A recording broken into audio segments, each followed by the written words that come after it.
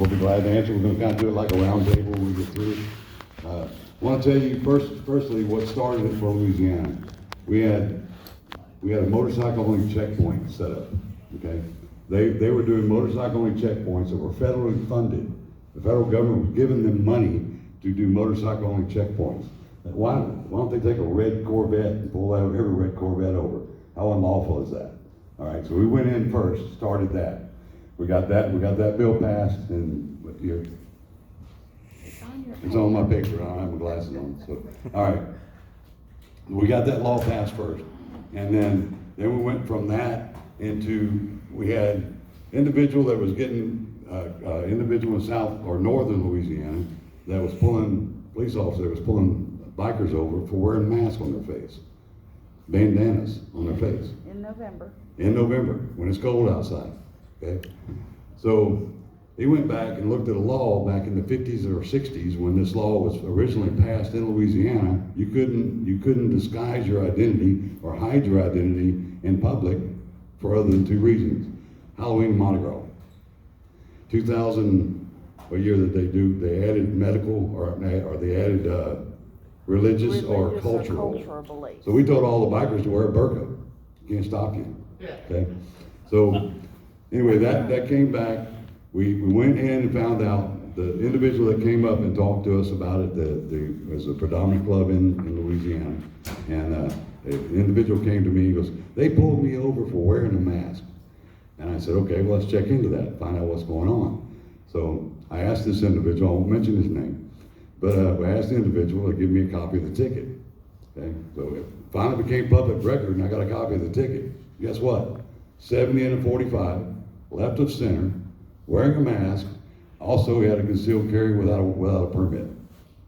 Okay, but they pulled him over because he was wearing a mask. That's what came to us. So we actually addressed that, talked to him about it, and we got the law changed in 2017. The law went through, and they added in all we did was take an existing law that was on the books that already had the stuff in there about Mardi Gras and Halloween, and we added stuff to it. We amended and added something to it. That's the easiest way to do these things. Find a law that exists in your state and modify it. Okay? It's simple. There are some things that can be done and some things that can't, but with that, they added on the passenger or rider riding or driving. It said riding or driving, actually. A motorcycle, you can wear a mask. We walked into the transportation committee and sit down at the desk with a full face helmet, set it on the table. That's against the law. We're required to wear helmets in the state of Louisiana, but this is illegal according to your law that you're trying to get all the bikers for. Okay, all that happened to go into us getting the profiling bill done. I went out. We started originally. Jackie and I worked on trying to find a sponsor for it, trying to find an individual to pick it up in the Senate or the House. So we sent out a blanket email across the board to every senator and every representative. I did a blind copy. Jackie's a professional writer. Anyway, so she wrote the email, helped draft it up, everything else, helped correct everything, all my mistakes, all my grammar and everything else. She fixed all that, brought it into us, and we sat down and sent a blanket email and sent it out, blind copy, dear Senator, dear Representative, and explained to them what we were trying to do, what we wanted. 2 days before the closing of filing a bill, there's a deadline. 2 days before that deadline, 5:15, 5:20 in the morning, I get a phone call. I didn't know the number, I didn't answer it. Woke me up, all right? 5:30, 5:45, it rang again. The third time it rang, I answered it. And he said, "Rick, this is Frankie Howard, State Representative Frankie Howard. I'm like, have you got anybody to file your profiling bill yet?" And we said, "No, sir, we do not." He goes, "I want to do it." He was a retired Sabine Parish sheriff, okay, and knew it was happening, knew that profiling was happening in Louisiana, and he wanted to help us. So as much as we really don't want the police officers to help us, they can. The information he had was there, okay? So we went and directly to the bill that was passed in, what state? What state did you pull it from? Washington. From Washington. Pulled that, drafted it, changed the wording on it, sent it to him, and he had it drafted up, submitted it, and it went through with flying colors. I mean, not one person. Of course, this was his last year. He'd been in how many years? 6 years. He'd been in 6 years already. This was his last year to actually run. He was terming out. He was term limited, and so anyway, he was able to do this and make it happen. So. But once again, Go ahead. we amended an existing law. Grab the other mic. Once again, we didn't reinvent the wheel. We went in and we found the existing law having to do with post-training, with police officer, law enforcement training. Post certifications. And so what we did was we amended that to add an entire section G that had to do with training, and how much training they needed and all this kind of stuff. We added that to the existing law. So they showed us that they already had in their post-certification training, they already had this stuff about profiling in there. And they showed us that we actually looked at the presentation that they had, and they had a biker babe sitting on the back of a Harley. Don't do that. And they went on to the next slide. Okay, that was it. That was all they had. And they didn't talk about it, they didn't do anything else, but we made the law up, or had the law generated to have them do nothing where they can't profile against us in any way. And it still happens. It still happens. So there are 3 things that need to happen within your state. MPP is very helpful. The MPP will provide you with talking papers. They'll provide you with data sheets. If you have your club members within the state or non-club members, it doesn't matter. Any rider that you have, if you have them complete the MPP survey, that information presents a report that you can take to them, show them where it was happening. You don't put your name in there. They don't collect your names. All they want to know is where. You put the zip code and where it happened, and you explain it, and that's all you need. That's all they need, and that report will come out, and it's very detailed on where exactly the law they were profiling against us. We had other individuals from the state of Louisiana that he called me up and said, we were profiled. I said, what'd you do? He said, what do you mean, what did I do? He said, well, we ran a red light, and the cop pulled us over. Okay. I said, you were profiled. Well, they pulled us over twice. Okay, what happened the second time? Well, it was another red light. Okay, all right, so I can't help you with that. So anyway, back to the other things. With the MPP, the stuff that they do for you will help. You can use that information for that will help you tremendously. The second thing, policy engage. Okay, we'll talk about that. 7 is one of the geniuses of that program. He helps us in everything he does. 7, wave everybody. Don't do that to 7. Hey. There is a way, and I've got this written down, so I'm going to read this part because there's details about it. There went again. All right, the program is very expensive. Okay, MRF pays for that program. They pay it annually, and I think it's around. I got the numbers written down. Hold on a second. 13 to 15,000, give or take. Give or take. All right.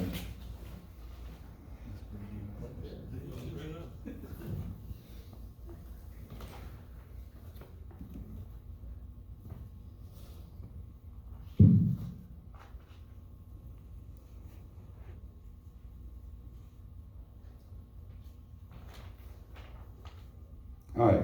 Policy Engage is a program that MRF uses to generate the call to actions. Okay, and they pay for that program, and they pay annually for the program, and it's around 14 grand. Okay, that they pay for it.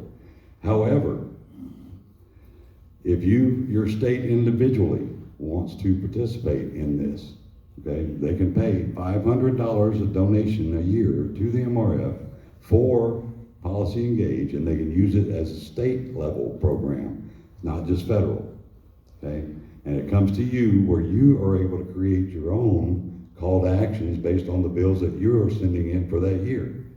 And they come to a team that I'm beginning to be a part of, and we're working on that. After the meeting of the minds is over, we'll work on that. Or biking inside the beltway, excuse me.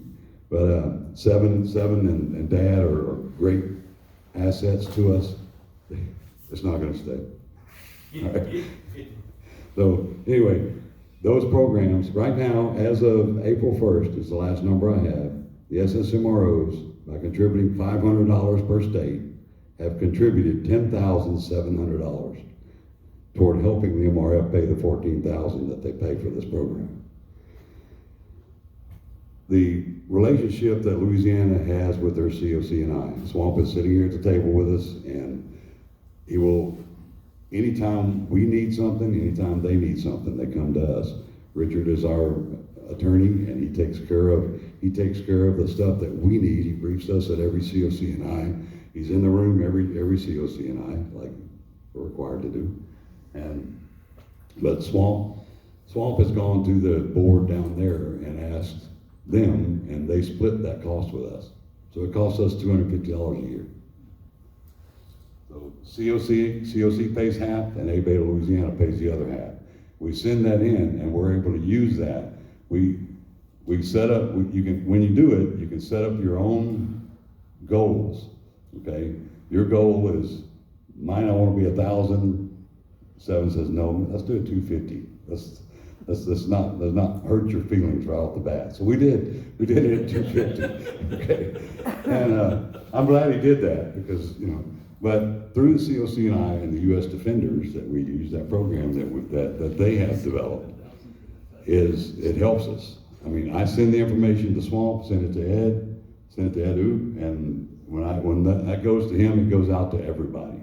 And each person, Swamp, if you want to talk to them about that, you can. Yeah, okay, is this thing on? Yeah, I just want to say, ABATE writes all the bills and stuff, and with the COC's part of it, it's kind of getting out the word to everybody to back ABATE and to sign these call to actions. And in the old days, it was all on paper, and it was hard to get people to do all this. And then when we found out about the MRF, the BRIC, that changed the playing field for us. I think the first time we did it, we got like over 3,100 and something people responded. It's hard to keep everybody keep on responding to them. And at the beginning, we got a lot of numbers, but this works for us with the MRF. I mean, I would advise any of the other states to get in on that deal and do your own call to actions, plus do all the MRFs, because I've seen it's so easy to pull out the phone and press a button, so. Bless you. Bless you. Yeah, they are, and MRF, we are, ABATE Louisiana is a sustaining member of the MRF, and the COC&I is a sustaining club for the MRF. So we support them, they support us, we help them in any way we can. However, this is not just about the MRF. It's about profiling. Those two programs that we use they help us tremendously. Okay, and having somebody that can use one of the bills that existed and modify that bill or do something to that effect will help you tremendously. Like Jackie said, you don't have to reinvent the wheel. It's already been invented. So use that. Use the programs that are available to you. Use all the assets that you have. The people sitting in this room, the people sitting up here, anybody standing outside. Talk to them about it. A lot of them have been through it. So there are other bills and laws and stuff that we have had done, and Jackie will talk to those in a little bit. But are there any questions about so far? Are there any questions? Okay, Jackie, Mike's yours. I'll throw something out there. Okay. Iowa, I'm Eric Ross, the Director of Membership for the Motorcycle Riders Foundation, and I sit on the Legislative Committee for ABATE of Iowa. And about a year and a half ago, under the direction of a lot of it from Slider back here, our idol, Iowa really wanted to get a profiling bill passed. And not only get a profiling bill passed, but get a profiling bill passed that had teeth to it. Because so far, none of them really had the penalty clause. And we really thought in Iowa we could get that done, because we've had a very successful run over the last 40 years in our state house on both sides of the aisle of getting what we've wanted to make sure we've never had a helmet law, to get a lot of legislation that a lot of states may not have gotten passed. We've had a really good relationship. I think we're one of the best grassroots organizations in the country as far as our legislative actions. So we really thought we could get one done with teeth in it. We didn't, right? We actually bailed out. In about the 11th hour of putting a bill forward, we pulled back because we were not going to get the bill that we thought we would get. But some things that we've done that I think have been very successful for some of you guys that haven't even started this process yet. And by the way, Iowa will get this profiling bill passed. It will happen. I can guarantee you that. But to work with all your clubs, not just the ABATE of Iowa itself would have never gotten anywhere. So we called in the COC, the clubs, other writing groups, and sat down together collectively to find out how we could get this done. Form a committee, appoint a chairman, somebody that you think can run this committee well and get things done, and get a secretary to make sure they get notes taken, that they contact people and you keep the communication open. Very important for that.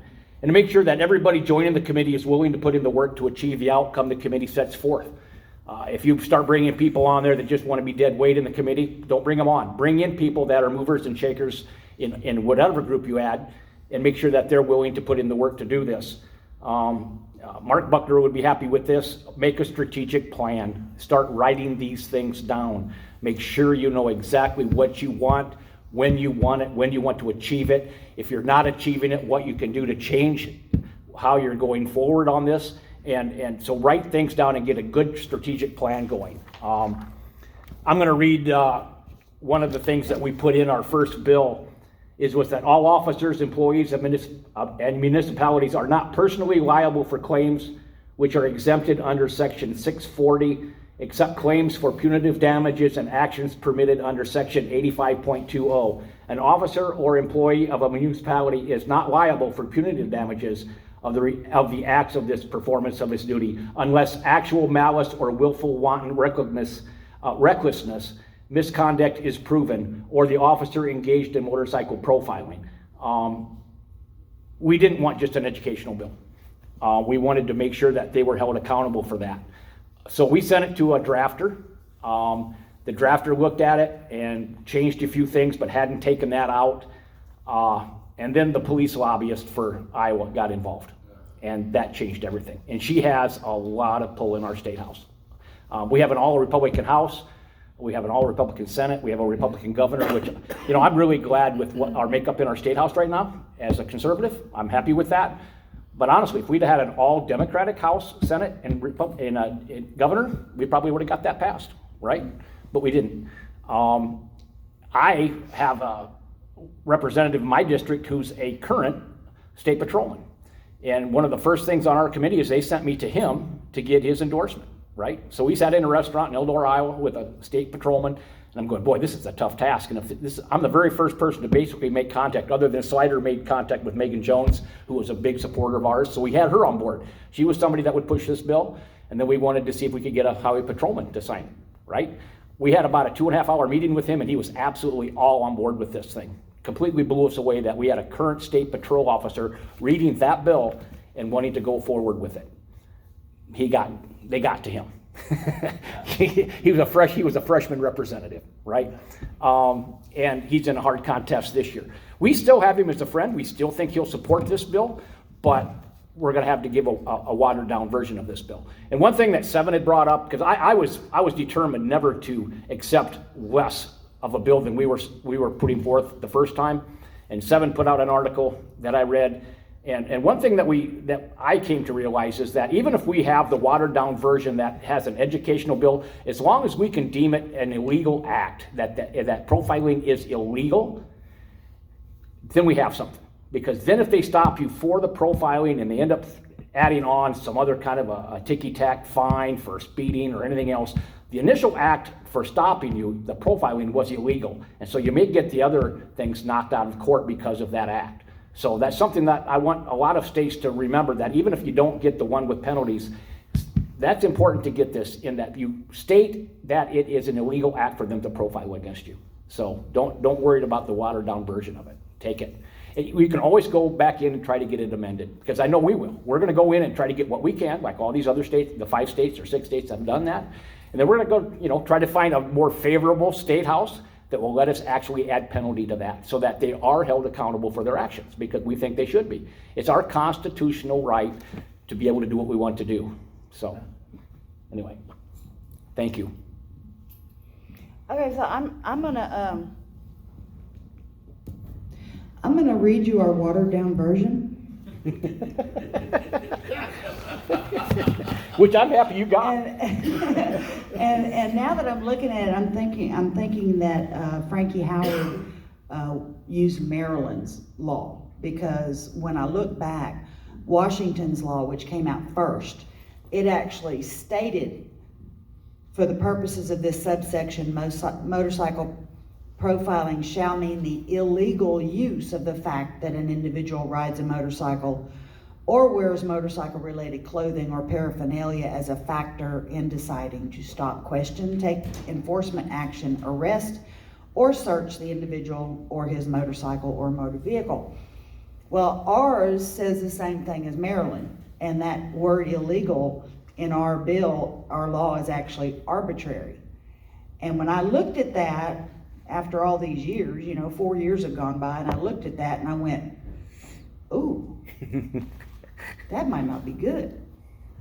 So I went in there to Dr. Google and I put in arbitrary versus illegal.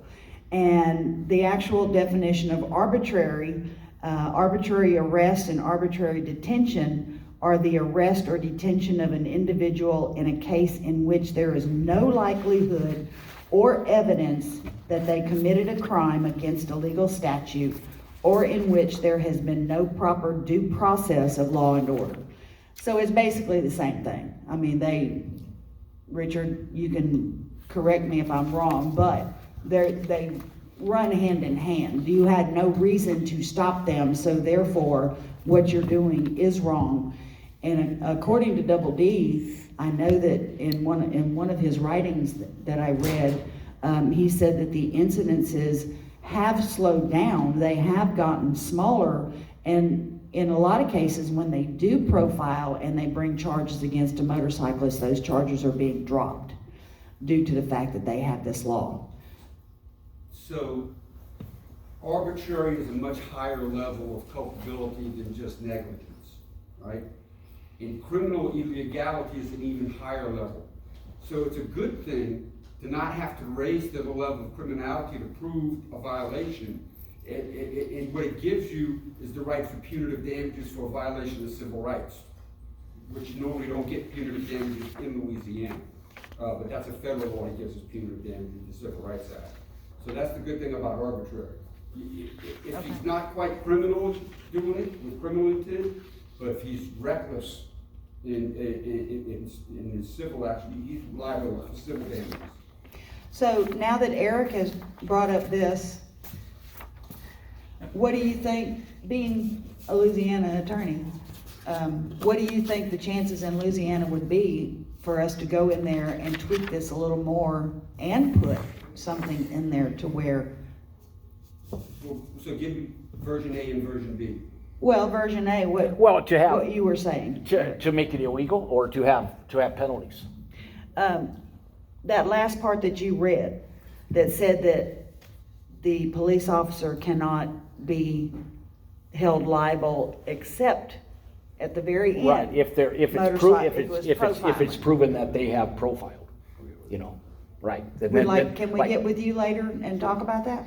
Because a lot of police officers will get knocked out of a police department for misconduct and take right off to the town 30 miles to the south and end up with a job, and they're doing misconduct again. And so how do you stop that? So that's what we were trying to make sure, that police officer wasn't able to go from one town to the next town to the next town, that something would happen, that they would actually strip him of his ability to be a peace officer in the neighboring town next door if he finally got taken out. Doesn't that fall into habitual offender? Right. And ours was, he'd have 2 strikes. So on the second strike, he would be out. So he would actually have one time where, okay, we're gonna slap your hand and you can't be doing this anymore. On the second offense, then he would actually have penalties to where he would lose his ability to be a peace officer. So, and it does happen, because the story I was telling you about the mask while ago, and the guy doing 70 and a 45, you know, that officer is now serving time. So he was arrested. It was a state police officer, and he was arrested for something else, but he's now serving time. So it came back to him. You know, a lot of groups have, you know, we're not a protected class, nor do I think anybody in this room probably wants us to be considered a protected class. You know, if you're Black, Hispanic, or women, or whatever, they've got all different kinds of rules of how you can't be profiled against, or you can't be discriminated against. We don't have that.